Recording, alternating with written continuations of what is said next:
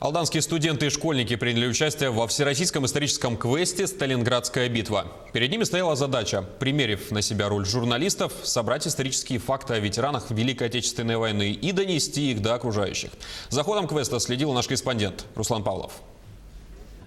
Небольшой инструктаж перед началом исторического квеста, еще раз условия игры, которые должны были выполнить участники. Последних лет за рубежами СМИ происходит активное переписывание и подмена истинных фактов нашей истории. И вот 6 команд от 4 школ, техникума и медколледжа, получив маршрутные листы, отправляются по локациям, где им предстоит собрать фотографии и воспоминания ветеранов Великой Отечественной войны, которые участвовали в Сталинградской битве.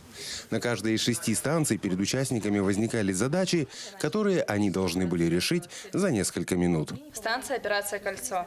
10 января 1943 года «Операция «Кольцо». Войска Донского фронта начали стратегическую операцию «Кольцо» с целью ликвидации оружейной немецкой фашистской группировки под Сталинградом. На данной станции участникам квеста необходимо было забрать раненого солдата и доставить его в госпиталь, соорудив из подручных средств носилки.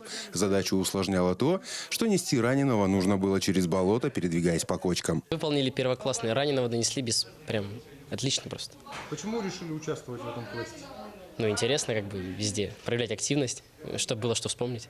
Трекеры, которые вели каждую команду на протяжении всей игры, следили за временем и правильным выполнением задачи. За ошибки начислялись штрафные баллы, за досрочное выполнение – бонусы. Они получают за половину моста собранного 5 баллов, за целый мост 10 баллов получают. Самым сложным заданием оказалось найти координаты противника и сообщить их. Добыть цифры нужно было с помощью фонарика и коробки с прорезями. Когда процедура удавалась, радости не было предела. Очень сложно, очень интересно. Если есть смекалка и здравый рассудок, то это очень быстро и весело. Получается, в сумме работы команды это прям вообще интересно. На локациях участники получали фотографии и воспоминания ветеранов Великой Отечественной войны, которые вклеивали в альбом, выданный каждой команде в начале квеста. Главным было правильно соотнести воспоминания и фото ветеранов.